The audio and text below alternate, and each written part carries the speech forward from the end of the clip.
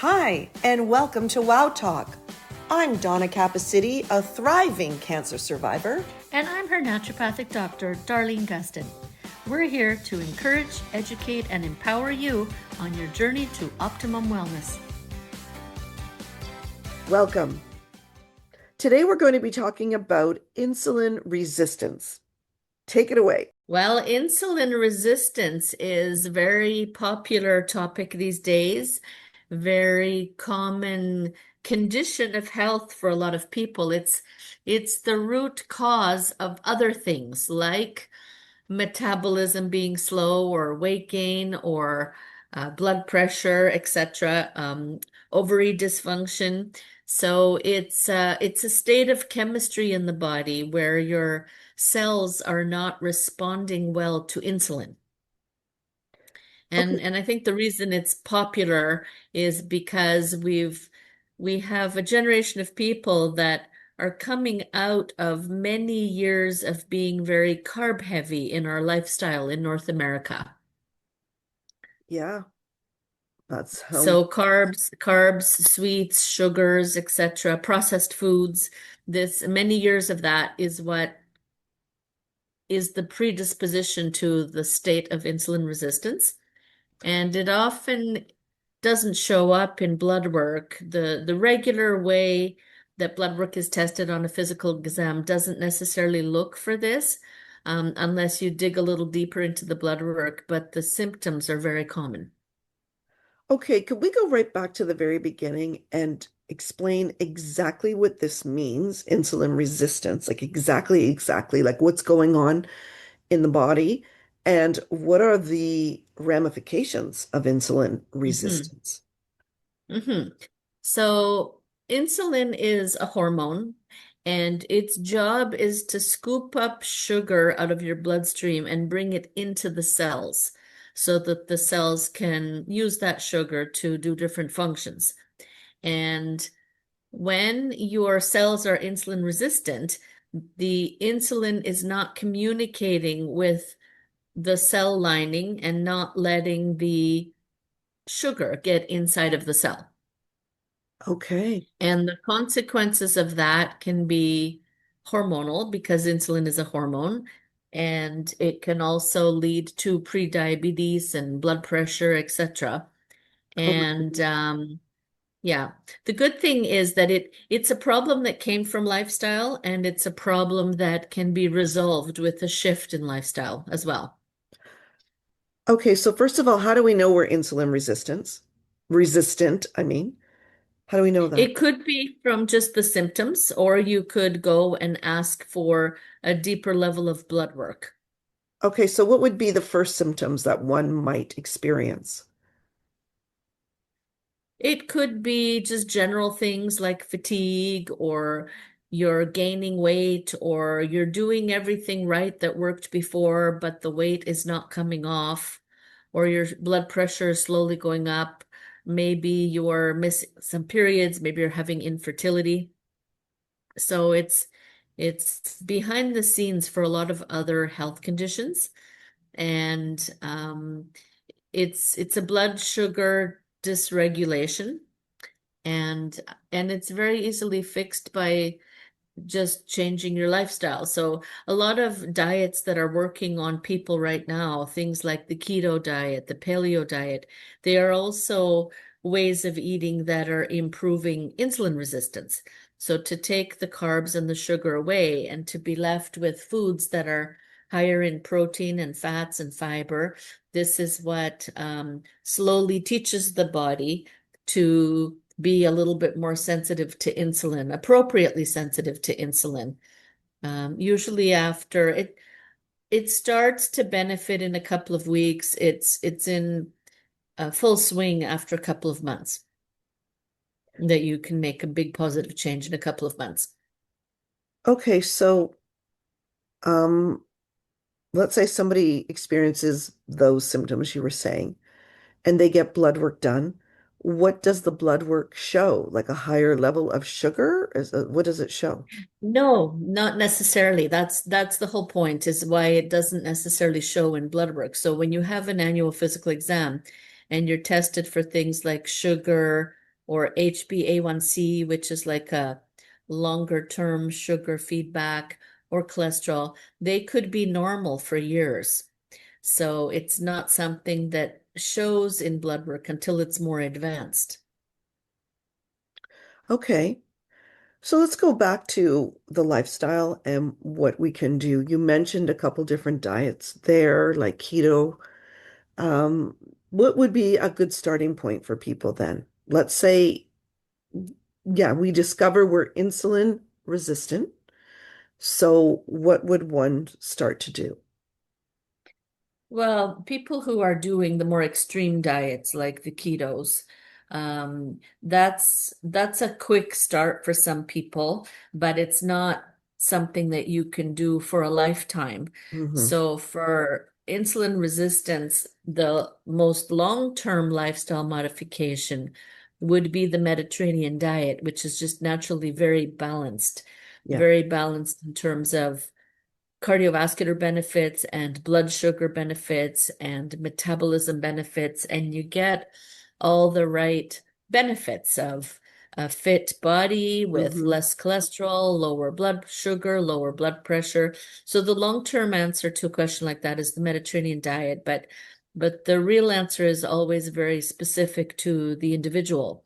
So for instance, when I have patients who come in with PCOS, which is polycystic ovary syndrome or polycystic ovary disease, Hmm. I usually ask about what a typical day of eating looks like. And I'm starting with how much protein are you consuming? And most of the time, I find that the person is not consuming enough protein. Okay. And if they're a very highly active person, then the protein has to be elevated.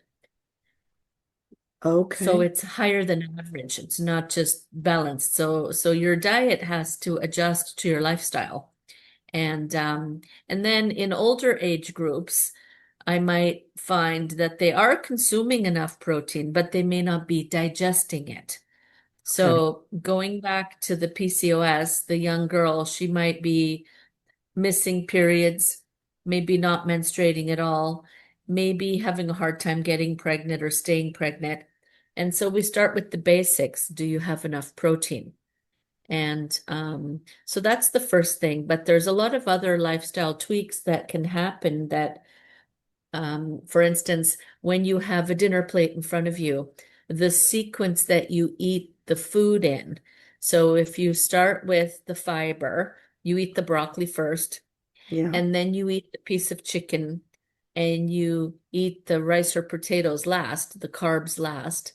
That can also help because it gives your blood sugar and your brain and your stomach enough time to get the satiety signals going, and it can reduce the overall glycemic load of that meal. And of course, in that meal, the portion sizes are also important. So for instance, you're not having a stir fry or a big noodle dish where there's 2 cups of noodles or 2 cups of rice when the serving size is half a cup, right? Yes. So, yeah. So in the last 20 years, if you were having a healthy lunch, oh, I'm having a stir fry, and it was, small pieces of meat, a little bit of broccoli, but it was really a big, huge bowl of rice, Yes. right?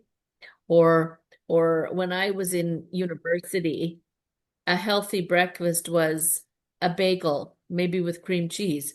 Because prior to that, in the 70s, a healthy breakfast, not at my house, but Hmm. people thought cereal was healthy and they would feed their children Fruit Loops and Frosted Flakes, right? No kidding. Yeah. So to go from that to a whole grain bagel was an upgrade. But Yes. in the world of insulin resistance, it would be you're having an omelet with sautéed vegetables and maybe one piece of whole grain toast or no bread at all. Yeah. You're just having the tomato and the omelet with cheese and vegetables. And so it's all Exactly. protein because the way you start your day can really blanket the blood sugar for most of the day. Yeah. Yeah. So sometimes when I have patients who are really craving their sweets and carbs after dinner, I have them try a higher protein breakfast, within the first hour of the day. And it can really give them appetite control for the day because their body chemistry is more balanced. That makes perfect sense. Like all, all of your suggestions, really. I guess Yeah. cottage cheese would be a good idea as well. I'm trying to think of some other breakfast ideas besides the Yeah. oats for the high protein. Do you have any other Greek suggestions? yogurt. Yes, Greek Some yogurt, people of like course. making protein shakes. I'm more an advocate of food. So I myself do not make a lot of protein shakes and smoothies. I'd rather have food. And in Yeah. some cultures, they have leftovers for breakfast. They'll have a bowl of bean soup, right? Yeah. But yeah, but certainly eggs are back. Cottage cheese, yes, because we're only talking protein. But Yes. so if that's our focus, I will talk about Greek yogurt and cottage cheese, both of which are high in protein. But there's also a lot of people who react to the dairy. Yes. So the answers are always very individual. So how you start your day is a really big deal. But also, I know when I was growing up, it was a routine at my house that most dinners started with a salad. And I know that in other cultures, like Italians, they eat their salad after dinner. That's right. That's what we But do. us Croatians, we eat the salad before dinner. Okay. So having vinegar before a heavy meal also greatly benefits how that Yes. meal is digested. You So can I know we refer. did another Mhm. episode on apple cider vinegar, right? Exactly. Um, a whole Yes. episode on apple cider vinegar. But yeah, but that one of the benefits of that is that it improves insulin resistance because it reduces how sugar um, could hurt you in like if you were having a pasta meal, but you started it with a salad because there's vinegar there and there's fiber there. It improves what your blood sugar looks like after that meal. Okay. So that's the before Yes. recommendation. But after a meal, so let's say you did everything wrong. You did not start with salad. You had the pasta and you Mhm. had cheesecake. Then, if you have any physical activity, if you just go for a walk shortly after that meal where you did everything wrong, those big muscles that you use in your legs and buttocks to walk, they can sponge up a lot of the sugar that's free floating around. And Oh, that helps. Yeah, so physical activity improves insulin sensitivity as well. So it's not just food, it's also lifestyle, it's physical activity. okay. So that's really great to know that a walk in and of itself can really benefit, right? And help you out in the Definitely, situation. That's really good to definitely. know. I do know people who make it a point to walk after dinner. So Yeah, I thought it was just, we always say, oh, it helps me digest, or it's good. It's good to get some fresh air, but it really has some other benefits. That's really yeah, great. it burns off some of the sugar. And every time you put something in your mouth, insulin gets elevated. So if you're at home and you're grazing and you're snacking and you walk by the fruit bowl and you walk by the candy bowl and then you just grab a little baby carrot, if you're just munching, every time you put something in your mouth, insulin goes up. And so the opposite of frequent snacking is intermittent fasting. So a lot of people these days are benefiting from intermittent fasting. And one of the benefits of that way of eating is that it improves insulin resistance. And the opposite of that is frequent snacking. So maybe 10, 20 years ago, a lot of the popular diets at that time, they were saying 3 meals and 2 snacks a day. So you were eating 5 times a day because they were promoting that it makes your metabolism go up every time you eat. But now the opposite is true. So it's like the pendulum swung the other way. So everything, like if you think about obesity rates in North America, Yes. what we have been doing for the last decades is not working. So, I don't know, 20, 30 years ago, fat was bad. Oh, low fat this, low fat that.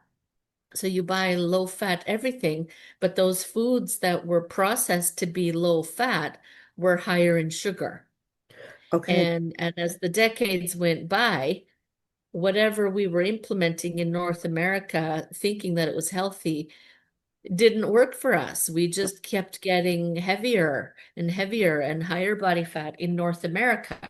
But if you compare to the European lifestyle, they eat their cheese, they eat their pig on a roast, they have their wine.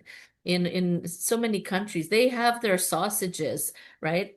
And Yes. so they're high fat foods, but a lot of things that Europeans are doing right is they have their big heavy meal midday when digestion is at its peak. They Yes. have a small light dinner. And most European countries, they do have their promenade in the evening. The culture is you walk, you go outside, you socialize, the kids play on the street. So that lifestyle overall leads to slimmer people in Yes. France, in Germany, in Italy, in Croatia, because it's not just what they eat, it's how they eat, when they eat, how much they eat, and when they move. Yes. All of the above. Yeah. Yeah. Yeah, Yeah. exactly. So intermittent fasting for people who don't know, that's time restricted eating. And there's very different schedules to that. So the popular one is the 16 to 8 method, where there are no calories consumed for 16 hours.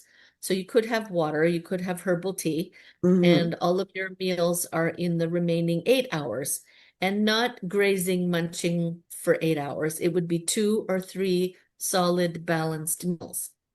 And the other popular method is the 5-2 method, where 2 days out of the 7 days of the week, you reduce your calories dramatically to 30 to 50% of what your normal routine is. So they're almost like a mini fasting day.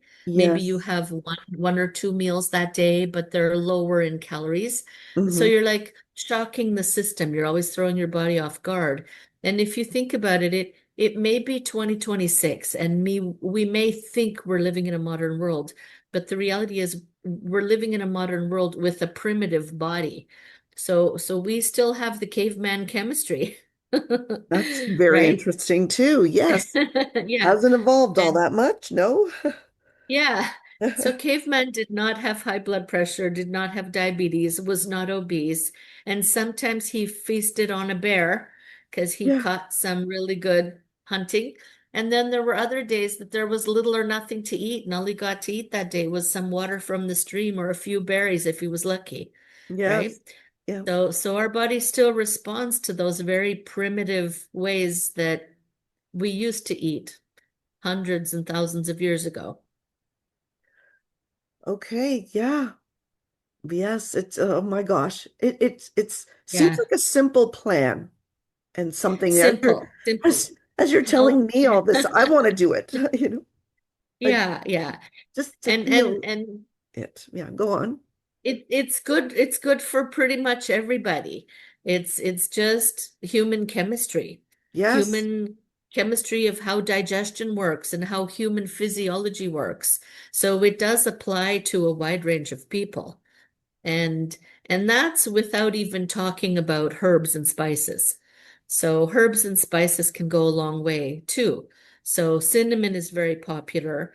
A lot of people put cinnamon in their coffee and in their um, oatmeal and take it as a supplement. So cinnamon is also very beneficial as a spice to use in your lifestyle. Sprinkle cinnamon on an apple, having it with some almond butter is a very blood sugar friendly snack if you needed a snack, but we're trying to avoid snacks. Yes. But But if if you you had a needed one, balanced lunch, you don't need the snack, right? that's right. But So, sometimes yeah, you just feel like something, you want something sweet or you want something.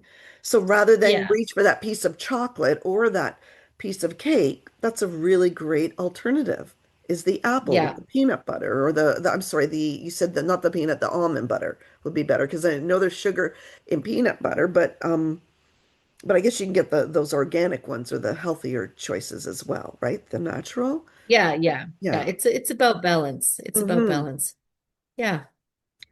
Well, you've given us And lots then of the longer you implement insulin aware eating in your nutrition, eventually you could see things like cholesterol coming down, blood pressure coming down, periods normalizing. Suddenly you get pregnant, you lose some body fat. So there are many, many long-term health benefits to being aware of what is insulin sensitivity and making even some of the lifestyle changes, because over time they add up Yes, they do. into more long-term health benefits. So Yes, they health do. really is that simple. Yes, yes, it is. It is. And it's all about prevention, right? Yes, I was just Prevention. saying that the other day that it's about prevention. Everything Yeah. is. Like I am very much aware of the society that we're in and how we're always treating things after the fact. And so what you do and what we're trying to bring to our listeners is ways that we can prevent disease. And you just said it perfectly. It's about prevention. So this you've given us some really good tools and doable things. This is doable. It's not difficult at all. It's just Yeah, deciding to make the change and going forward with that change and acting on it, right? So, exactly. yeah, so thank you very much. Is there anything else we need to cover? Or do you think we've pretty No, I much just given really everyone? wanted to cover, Yeah, yeah, just okay, just the basic lifestyle things, exactly. and just, sending the message that, yeah, the fancy word is insulin resistance, right? But really it's just back to the basics and just common sense lifestyle changes, lifestyle modifications, balanced meals. Yes. And a bit of Chew your movement food and keep that and a body little bit of moving. movement. Yeah. And it doesn't take much. Like the studies show that as little as 10 minutes, a 10-minute walk after dinner. Wow. And yeah, not hours after dinner. Like it could be within the first 60 to 90 minutes after your biggest meal of the day. Okay. And that's good. That's Hmm. good that you gave us that window because I was wondering when is it not effective? So try to do it Hmm. within the 60 to 90 minutes, is what you're saying. Hmm. Hmm. Okay. Yeah. All Yeah. right. The Okay. Well, sooner the better. thank you all very much for listening. Please send us your comments. Please follow us on social media. You can find us on Facebook and Instagram. Wow Talk is our handle. So thank you again. Thanks for listening. We'll talk to you soon. Yeah. Bye for now. Bye.